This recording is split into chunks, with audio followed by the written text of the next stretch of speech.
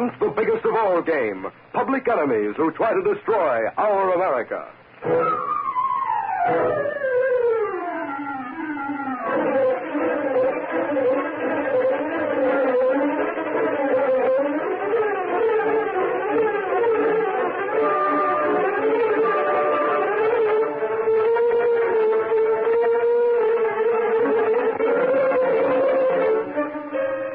With his faithful valet Cato, Britt Reid, daring young publisher, matches wits with the underworld, risking his life that criminals and racketeers within the law may feel its weight by the sting of the Green Hornet.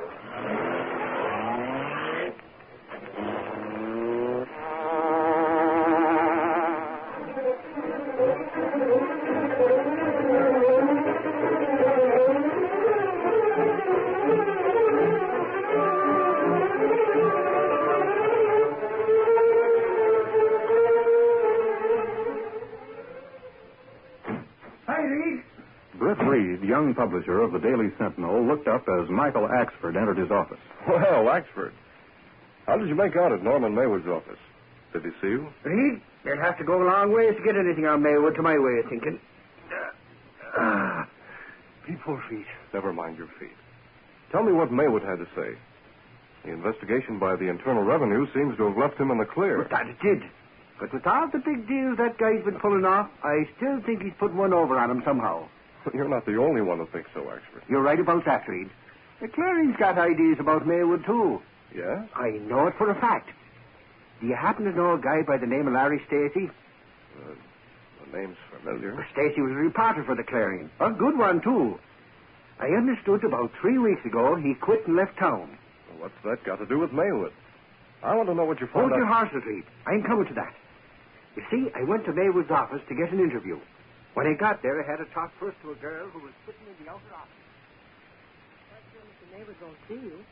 But if you care to, you may speak to his confidential secretary, Mr. Stacy Lawrence. Okay. Then let me talk to Mr. Lawrence. Go right through that door over there, sir. Sure, thanks. The girl out there told... Suffering snakes, Larry Stacy. What are you doing in here? The name is Stacy Lawrence, and I'm confidential secretary to Mr. Norman Maywood. Say, now, I don't get it. Sit down, Mike, and take a load off those big, flat feet of yours. What is this, anyhow?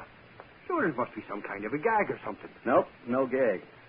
I'm out for the same thing you are. Only little Larry Stacy uses his brains to get a story. For the past 3 weeks, I've been Maywood's right-hand man. What made you think you could be a secretary after being a newspaper reporter? What's that about being a newspaper reporter, Mr. Lawrence? Oh, Mr. Maywood, this is Mr. Axford, a reporter from the Daily Sentinel. I was just telling him that it wouldn't be possible for you to see him. Quite right, Mr. Lawrence. Get rid of him and then come into my office. Yes, sir, I'll be in shortly. Mr. Axford is just leaving.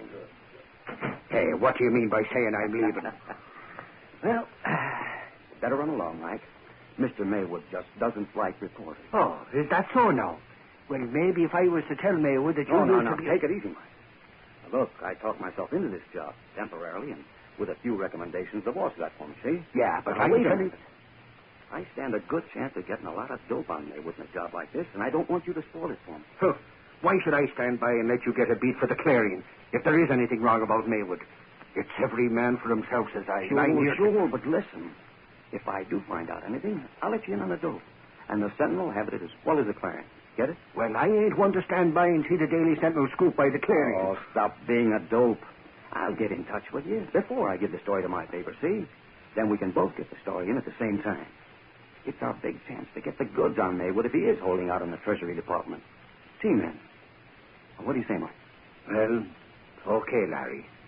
But if you double-cross me, so help me, I'll tell you. Oh, now, Mike, you know me better than that. Haven't I always been a good pal when it came to sharing a story? Haven't I? It seems to me I can remember when you pulled a fast one on me. There you go. Acting like a big heel over something that's past and gone. Why, we ace reporters have to work together these days, Mike. Times have changed. The world is moving. All right. You needn't go making a speech about it.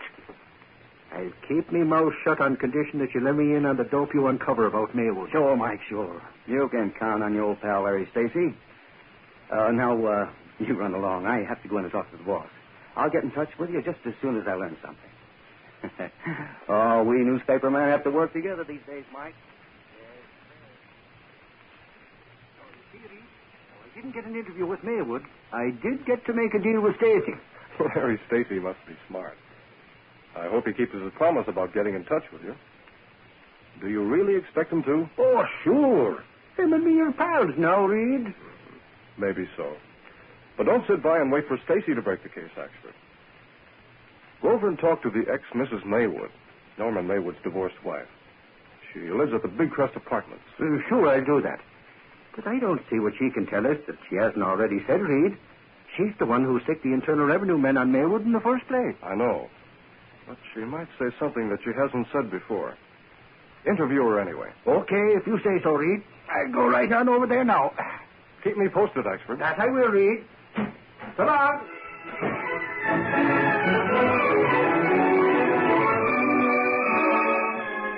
A short time later, Axford was talking to Mrs. Maywood in the living room of her apartment.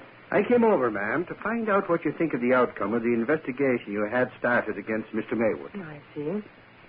Well, several weeks ago, I stated that I believed my former husband was holding out war profit funds to evade tax payments. Frankly, in spite of the fact that his books and accounts seem to cover otherwise, I still think as I did before. Sure, but you haven't any proof. And just thinking don't mean anything, Mrs. Maywood. Perhaps not, but Norman Maywood is a very smart man. Mama, Nurse says I can't take Pandy with me to the park, and I want to. Peggy, how many times must I tell you not to come in here when Mother's talking to someone? Hey, now, little girl, that's sure a great big teddy bear you got in your arms. Almost as big as yourself, that it is. This isn't a teddy bear, mister. It's a panda. Oh, so that's what it is, isn't it? Uh-huh. My daddy sent it to me. Can I take Pandy with me, Mama? Can I? Say, may I, darling? Well, may I then? Yes, take it with you, child. Now run along, Mother's busy. I'll tell Nurse she said I can take Pandy with me. Goodbye, mister. Goodbye, little girl. Sure, now she's a pretty little thing. And cute, too. Lugging that great big panda thing in her arms like that. Can't get it away from her. It's the first toy Norman Maywood sent her since our divorce. Sent it to her about a month ago, right out of a clear blue sky. Is that so? Yes. I've been puzzled ever since, wondering whatever put the idea into his head. Never seemed to have much affection for little Peggy. Sure, now, and that's too bad. Such a nice little thing she is, too. Money is all he thinks about.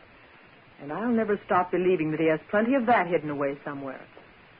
Well, I'm afraid there's nothing more I can say, Mr. Axford. I really must bring this interview to a close. I have another appointment. Oh, sure. Well, thank you, ma'am. It was nice of you to see me. And I'll be getting back to the Sentinel now. Thanks again. Not at all. Good afternoon, Mr. Axford.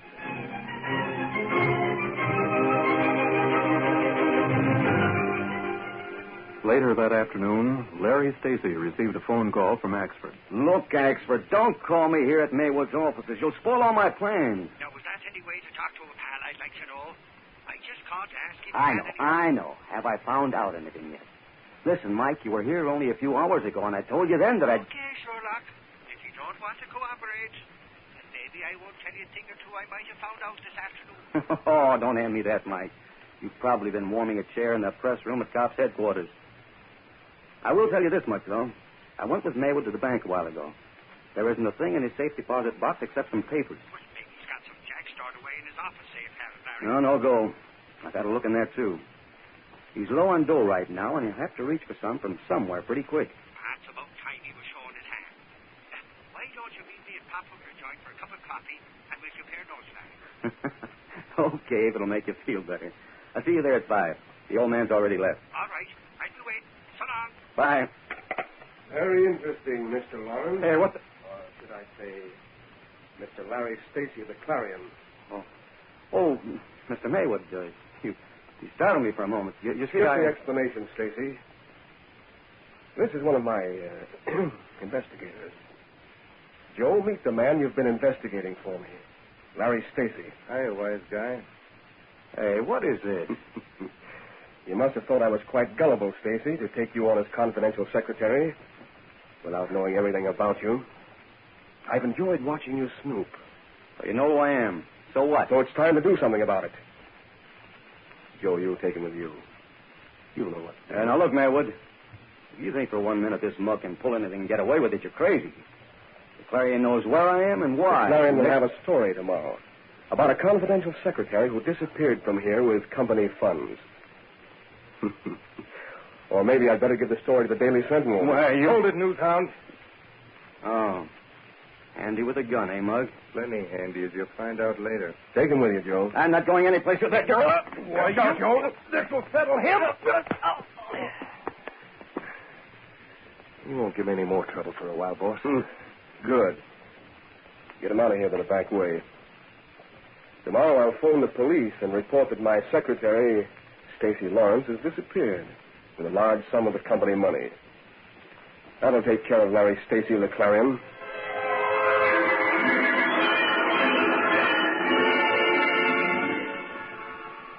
Early the following afternoon, Britt Reid was busy in his office going over the mail with his secretary, Lenore Case. You can answer this one, Miss Case. Explain why I can't keep the date. All right, Mr. Reid.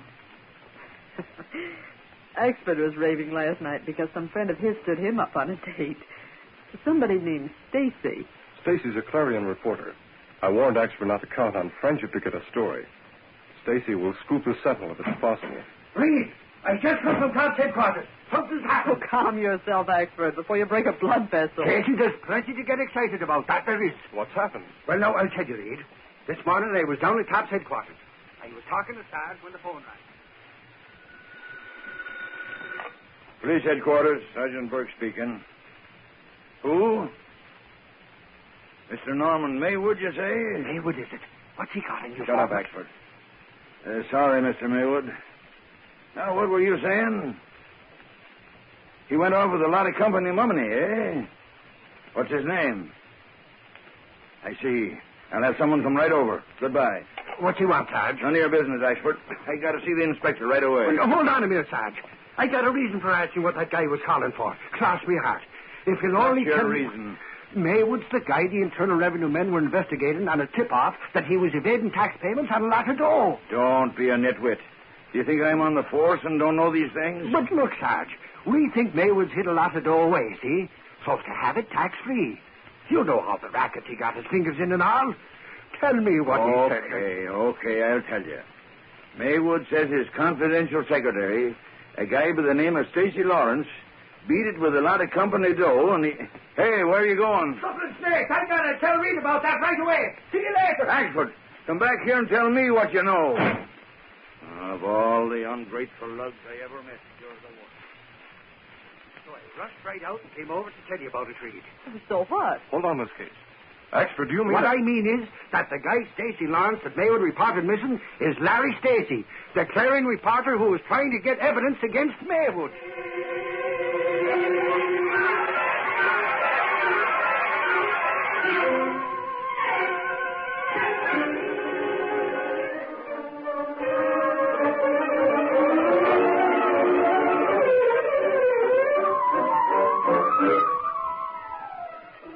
After Axford brought the news of Larry Stacy's disappearance, Britt Reid questioned him carefully.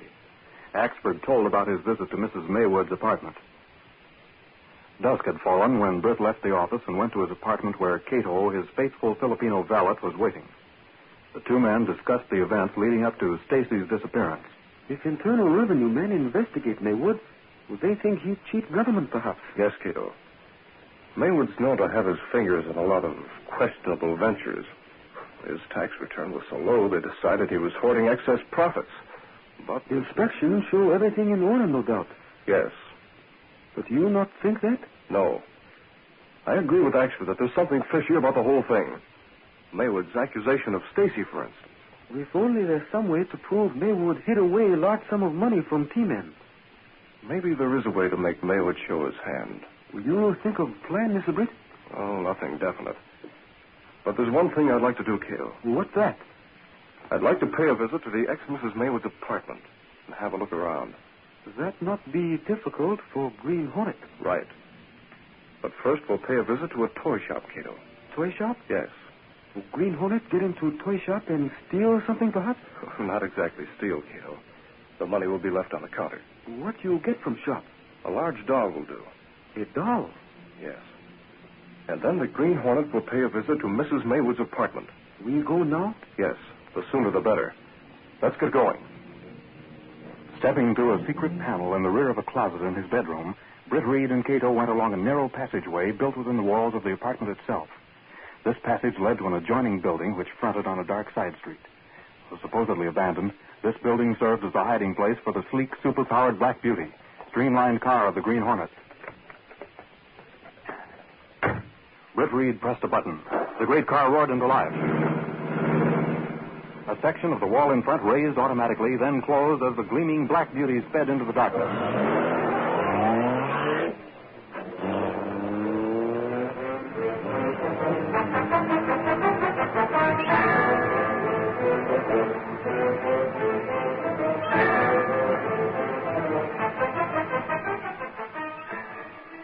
Stopping in the rear of a darkened toy shop, Britt Reid left Cato and the Black Beauty and disappeared into the shadows. In a short time, he reappeared and entered the car. You get doll, Mr. Britt? Yes, Cato. Nice big one, too. Now I won't feel bad about taking a panda from a little girl. What do you expect to do with a panda? If things work out, Cato, it should be the means of bringing Maywood to court. Step on it. Drive to the big trust apartments.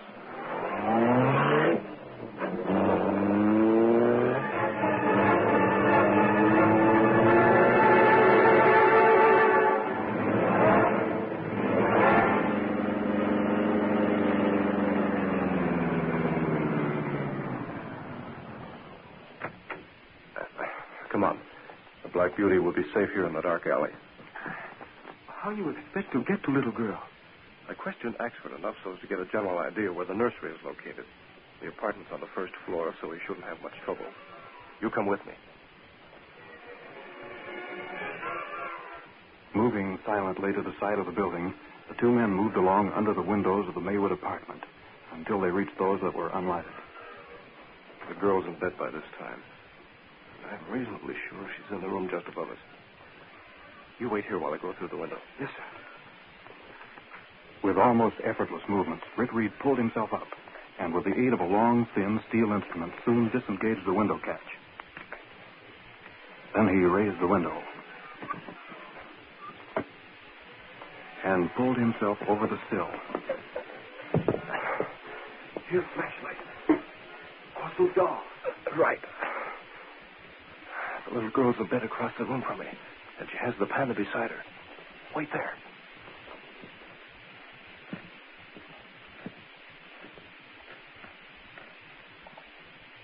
Now, if I can get her arm away from there.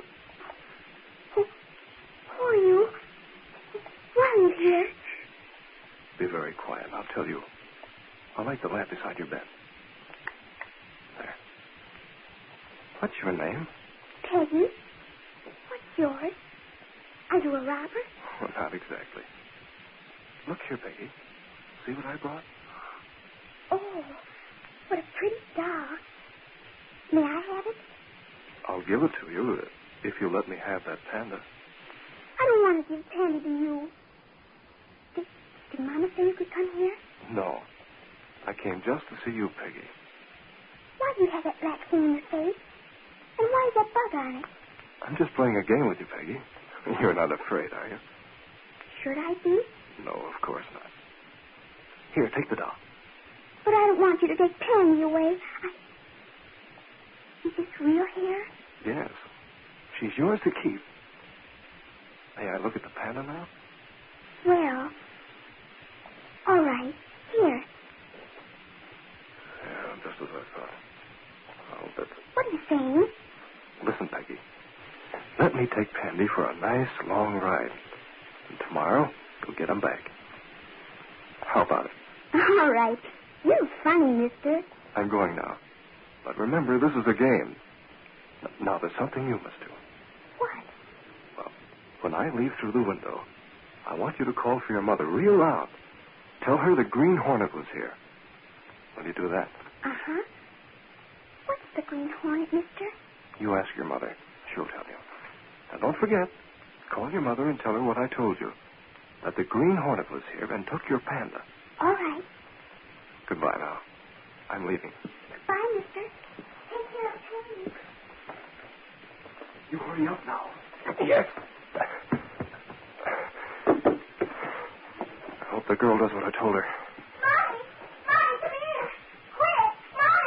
that'll do it. Yes. Now we've got to hurry before Maywood hears about what happened. Let's get back to the Black Beauty and fast.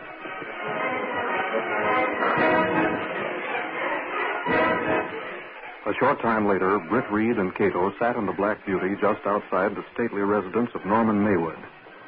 Soon they saw the headlights of a car coming down the driveway from the house. You see lights? Car coming out now, Mr. Britt. That's sure to be Maywood, Cato. What made you think he'd drive to the place where reporter is? I figured he'd hear the broadcast on the radio or get a phone call about the Hornet taking the Panda from his daughter. He'd go out to contact the reporter to find out if he had arranged for the Hornet to steal the toy. There he comes. This was it, Cato. Now we'll follow Maywood and see where he leads us. Let's go.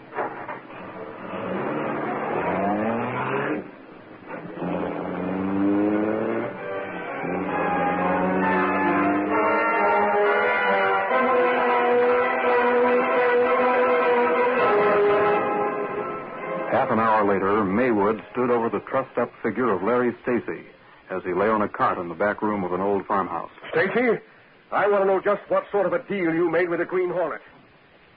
Where was he supposed to meet you with that Panda? I don't know what you're talking about, big boy, so cut out the shouting. Want me to work on him, boss? I'll get the information from him, Joe.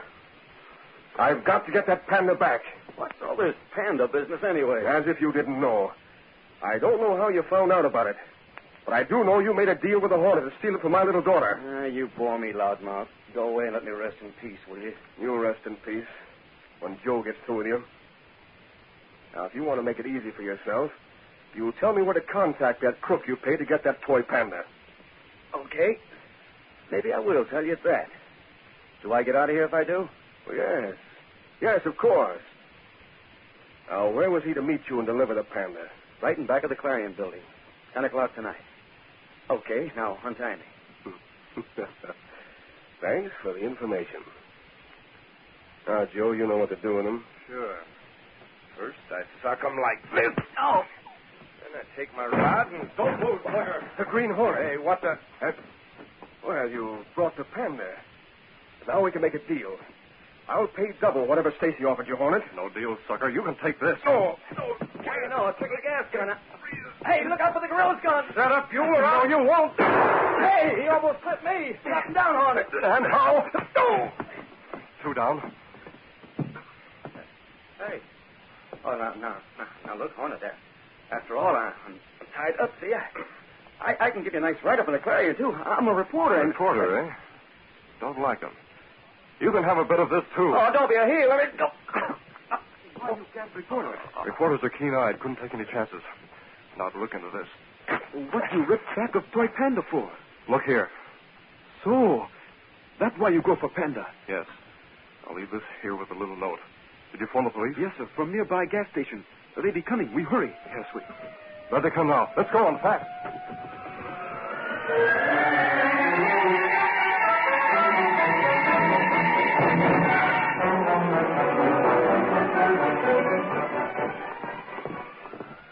Look at here, will you? Hey, look, Sarge.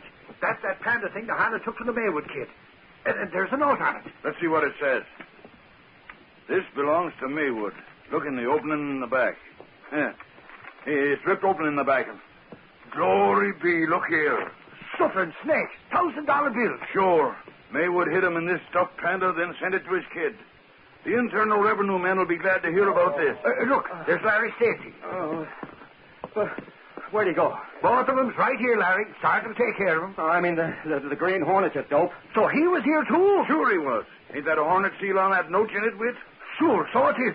Hey, I got to get to a phone right away. Hey, wait. Axford, you double-crossing two-time and eighth. Just because I'm all tied up here. Larry. I called the Clarion for you right after I called the Sentinel. So long. Well, of all the... And after I promised him I'd share the news with him if I got it first. Now he goes to scoop me. Now tell the truth, Larry. Would you give an Axford a chance if you had gotten it first? Well,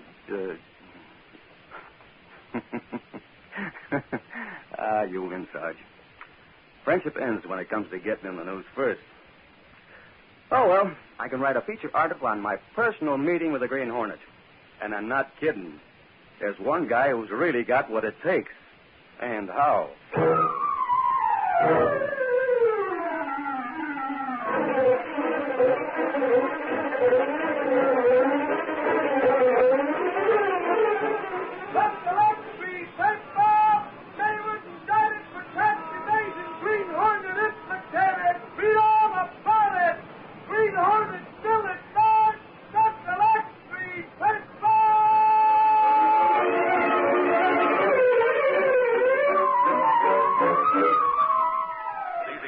dramas are sent to you each Saturday at this same time. They are copyrighted features of the Green Hornet Incorporated. All characters, names, places, and incidents used in this drama are purely fictitious.